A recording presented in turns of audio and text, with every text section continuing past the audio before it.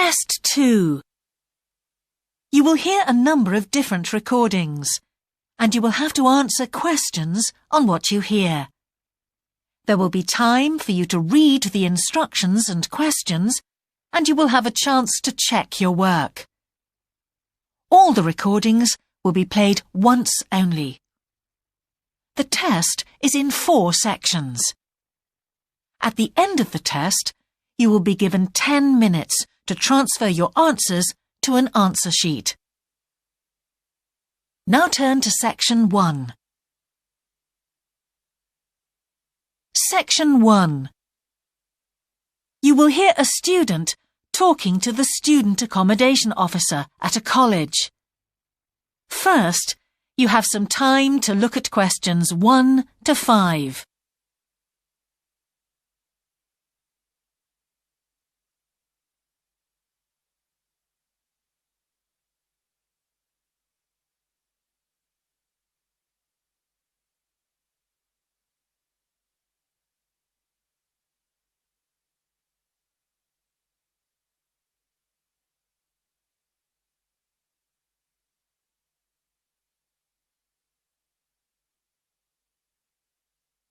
You will see that there is an example that has been done for you. On this occasion only, the conversation relating to this will be played first. Good morning. Can I help you? Yes, I've just been accepted on a course at the university, and I'd like to try and arrange accommodation in a hall of residence. Yes, certainly. Please sit down. What I'll do is fill in a form with you to find out a little more about your preferences and so forth. Thank you. The student wishes to arrange accommodation in a hall of residence, so hall has been written in the space. Now we shall begin. You should answer the questions as you listen, because you will not hear the recording a second time. Listen carefully and answer questions 1 to 5. Good morning. Can I help you? Yes, I've just been accepted on a course at the university, and I'd like to try and arrange accommodation in a hall of residence. Yes, certainly. Please sit down. What I'll do is fill in a form with you to find out a little more about your preferences and so forth. Thank you. So, first of all, can I take your name? It's Anu Bhatt. Could you spell your name, please? Yes, ANUBHATT. Thanks. And could I ask your date of birth? The 31st of March, 1972. Thank you. And where are you from? India. Oh, right. And what will you be studying? I'm doing a course in nursing. Right, thank you. And how long would you want to stay in hall, do you think? Well, it'll take 3 years, but I'd only like to stay in hall for 2. I'd like to think about living outside for the 3rd year. Fine. And what did you have in mind for catering? Do you want to cook for yourself or have all your meals provided? That's full board. Is there something in between? Yes, you can just have evening meal provided, which is half board. That's what I'd prefer. Yes, a lot of students opt for that. Now, with that in mind, do you have any special diet, anything we should know about? Yes, I don't take red meat.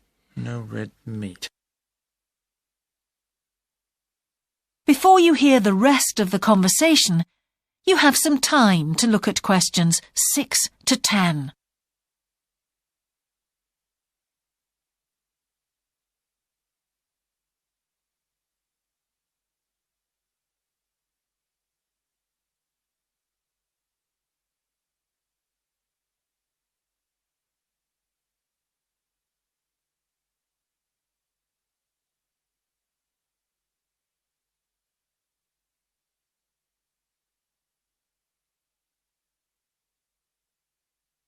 Now listen and answer questions 6 to 10.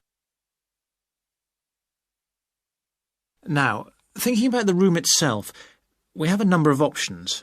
You can have a single study bedroom or you can have a shared one. These are both what we call simple rooms.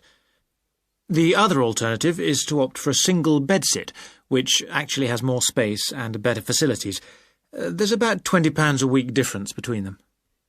Well, actually my grant is quite generous, and I think the bedsit sounds the best option. Lovely. I'll put you down for that, and we'll see what availability is like. Now, can I ask some other personal details which we like to have on record? Yes, of course.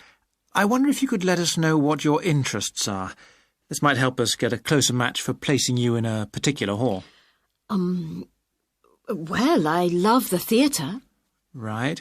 And I enjoy sports, particularly badminton. Ah, that's worth knowing. Now, what we finish with on the form is really a list from you of what your priorities are in choosing a hall, and we'll do our best to take these into account. Well, the first thing is I'd prefer a hall where there are other mature students, if possible. Yes, we do have halls which tend to cater for slightly older students. And I'd prefer to be out of town. That's actually very good for you, because we tend to have more vacancies in out-of-town halls. Lucky. Yes. Anything else? Well, I would like somewhere with a shared area, a TV room, for example, or something like that. It's a good way to socialise. It certainly is. That's it. Now, we just need a contact telephone number for you. Oh, sure, I'll just find it. It's 667549. Great. So we'll be in contact with you as soon as possible. That is the end of section 1. You now have half a minute to check your answers.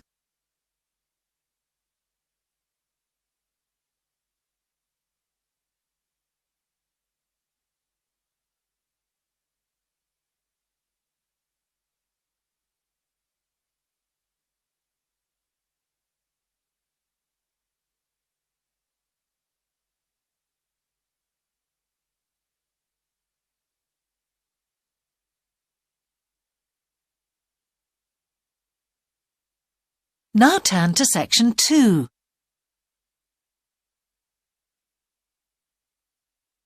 Section 2.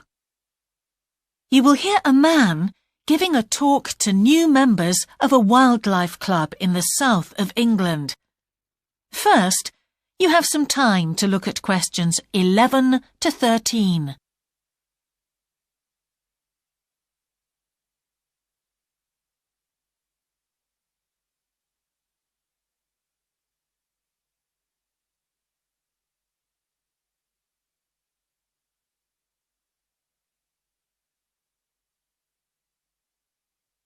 Now listen carefully and answer questions 11 to 13. Hello, I'm delighted to welcome you to our wildlife club and very pleased that you're interested in the countryside and the plants and creatures of this area. I think you'll be surprised at the variety we have here, even though we're not far from London. I'll start by telling you about some of the parks and open spaces nearby. One very pleasant place is Halland Common.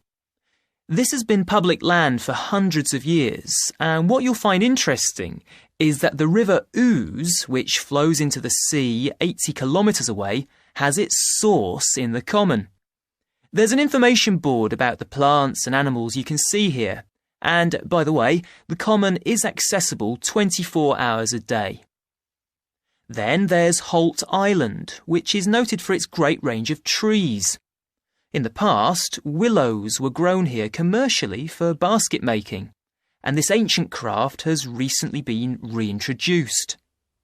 The island is only open to the public from Friday to Sunday because it's quite small, and if there were people around every day, much of the wildlife would keep away.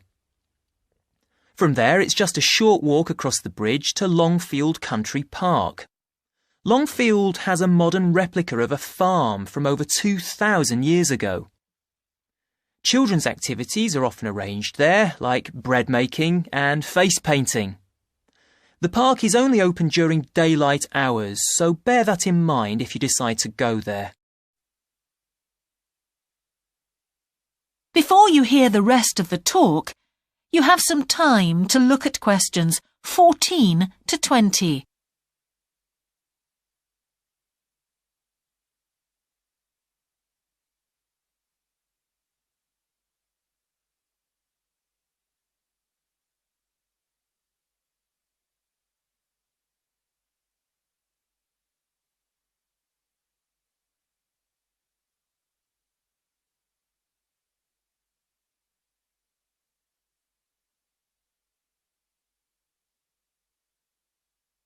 Now listen and answer questions 14 to 20. Longfield Park has a programme of activities throughout the year, and to give you a sample, this is what's happening in the next few days. On Monday, you can learn about herbs and how they've been used over the centuries. You'll start with a tour of our herb garden, practice the technique of using them as colour dyes for cloth, and listen to an illustrated talk about their use in cooking and medicine. Then on Wednesday, you can join local experts to discover the variety of insects and birds that appear in the evening. We keep to a small number of people in the group, so if you want to go, you'll need to phone the park ranger a few days ahead. There's a small charge which you should pay when you turn up. I'm sure you're all keen to help with the practical task of looking after the park, so on Saturday you can join a working party. You'll have a choice of all sorts of activities, from planting hedges to picking up litter, so you'll be able to change from one to another when you feel like it. The rangers will be hard at work all day, but do come and join in, even for just a short while. One thing, though, is to make sure you're wearing something that you don't mind getting dirty or torn. And finally, I'd like to tell you about our new wildlife area, Hinchingbrook Park, which will be opened to the public next month. This slide doesn't really indicate how big it is, but anyway, you can see the two gates into the park and the main paths. As you can see, there's a lake in the northwest of the park with a bird hide to the west of it at the end of a path, so it'll be a nice, quiet place for watching the birds on the lake. Fairly close to where refreshments are available, there's a dog walking area in the southern part of the park, leading off from the path. And if you just want to sit and relax, you can go to the flower garden. That's the circular area on the map, surrounded by paths. And finally, there's a wooded area in the western section of the park, between two paths. OK, that's enough from me, so let's get on and have a look. That is the end of section 2. You now have half a minute to check your answers.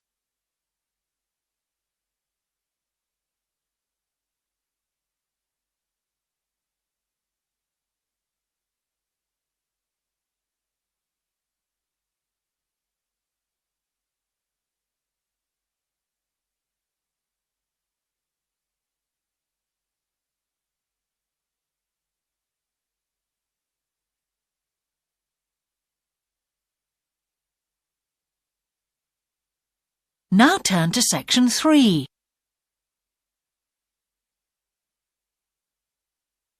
Section 3. You will hear the Director of Studies in an English Language Centre and a student representative talking about their Self-Access Centre. First, you have some time to look at questions 21 to 24.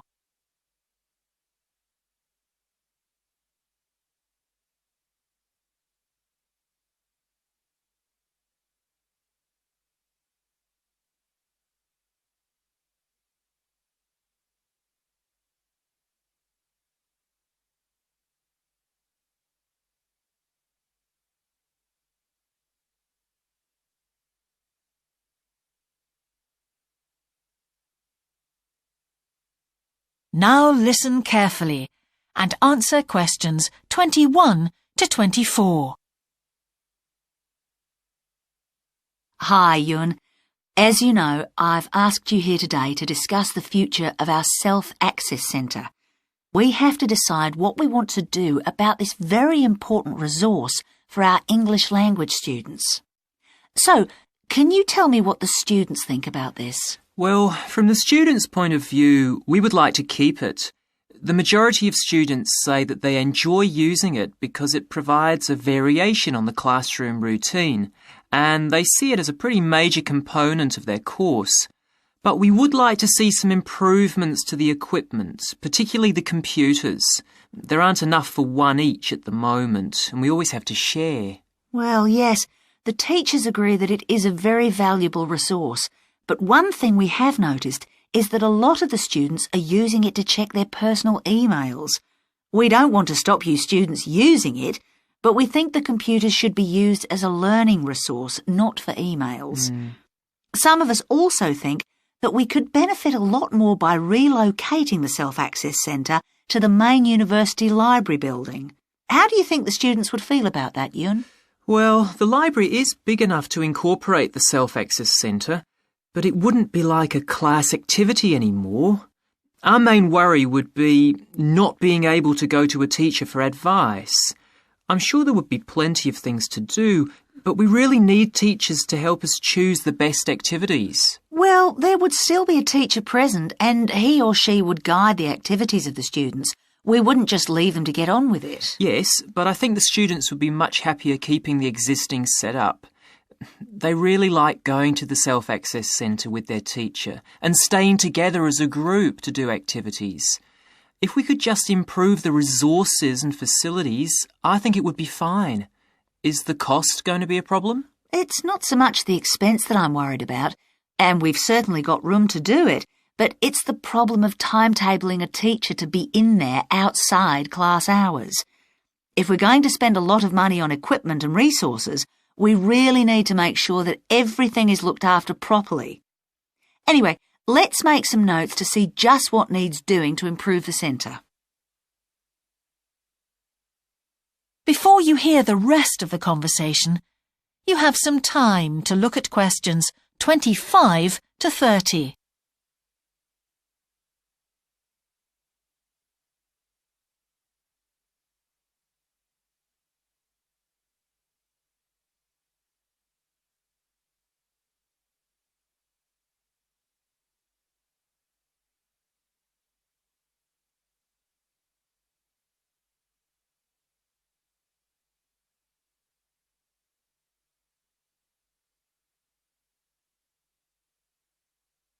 Now listen and answer questions 25 to 30.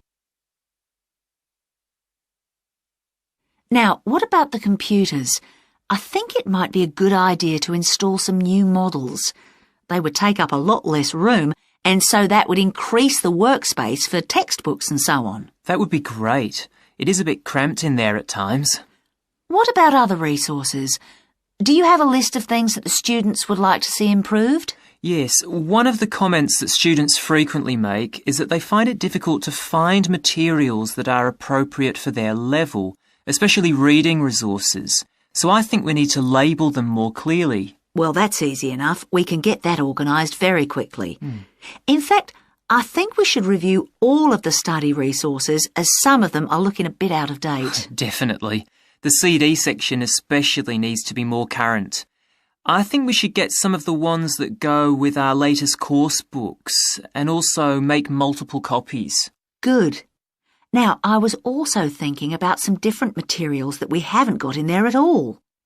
What do you think of the idea of introducing some workbooks? If we break them up into separate pages and laminate them, they'd be a great resource. The students could study the main course book in class and then do follow-up practice in the Self-Access Centre. That sounds good. OK, now finally we need to think about how the room is used.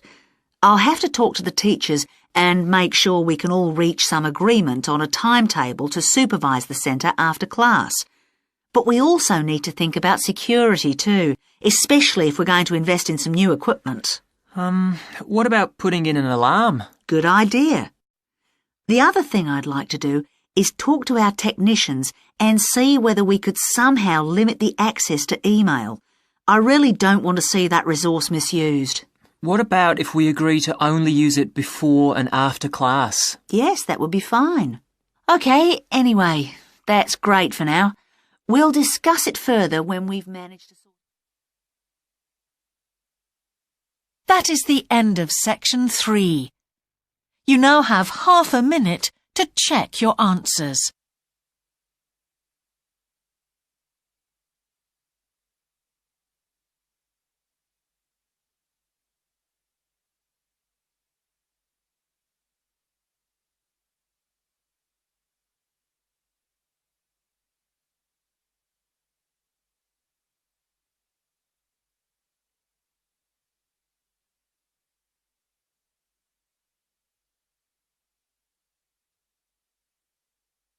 Now turn to section 4.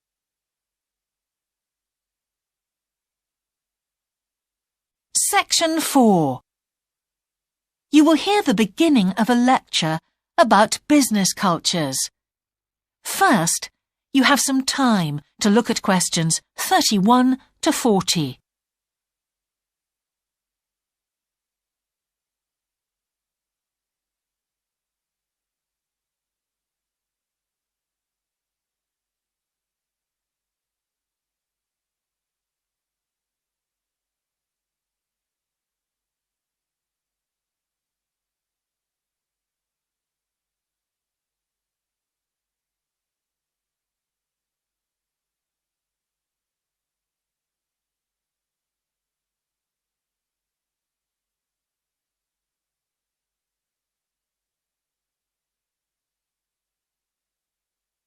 Now listen carefully and answer questions 31 to 40. Good morning, everyone. Now, whether you're going to university to study business or some other subject, many of you will eventually end up working for a company of some kind. Now, when you first start working somewhere, you will realize that the organization you've joined has certain characteristics. And we often refer to these social characteristics as the culture of the organization. This includes its unwritten ideas, beliefs, values, and things like that. One well-known writer has classified company cultures by identifying 4 major types. The first type is called the power culture, and it's usually found in small organizations. It's the type of culture that needs a central source of power to be effective. And because control is in the hands of just 1 or 2 people, there aren't many rules or procedures. Another characteristic is that communication usually takes the form of conversations rather than, say, formal meetings or written memos. Now, one of the benefits of this culture is that the organization has the ability to act quickly. So it responds well to threat or danger on the one hand, and opportunity on the other. But on the negative side, this type of organization doesn't always act effectively, because it depends too much on 1 or 2 people at the top, and when these people make poor decisions, there's no one else who can influence them. And the kind of person who does well in this type of business culture is one who is happy to take risks, and for whom job security is a low priority. The next type is known as role culture. That's R-O-L-E, not R-O-double-L, by the way. And this type is usually found in large companies, which have lots of different levels in them. These organizations usually have separate departments that specialize in things like finance or sales or maintenance or whatever. Each one is coordinated at the top by a small group of senior managers, and typically everyone's job is controlled by sets of rules and procedures. For example, there are specific job descriptions, rules for discipline, and so on. What are the benefits of this kind of culture? Well, firstly, because it's found in large organizations, its fixed costs, or overheads as they're known, are low in relation to its output or what it produces. In other words, it can achieve economies of scale. And secondly, it is particularly successful in business markets where technical expertise is important. On the other hand, this culture is often very slow to recognize the need for change, and even slower to react. What kind of person does this type of culture suit? Well, it suits employees who value security and who don't particularly want to have responsibility.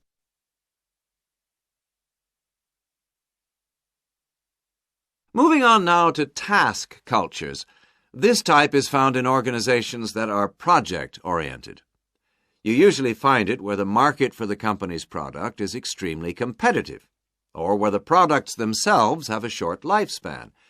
Usually, top management delegates the projects, the people, and other resources, and once these have been allocated, little day-to-day control is exercised from the top, because this would seem like breaking the rules.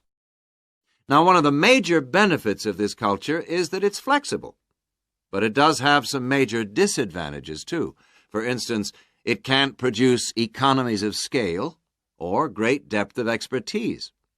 People who like working in groups or teams prefer this type of culture. And finally, the fourth category is called the person culture. This type is quite unusual. That is the end of section 4. You now have half a minute to check your answers.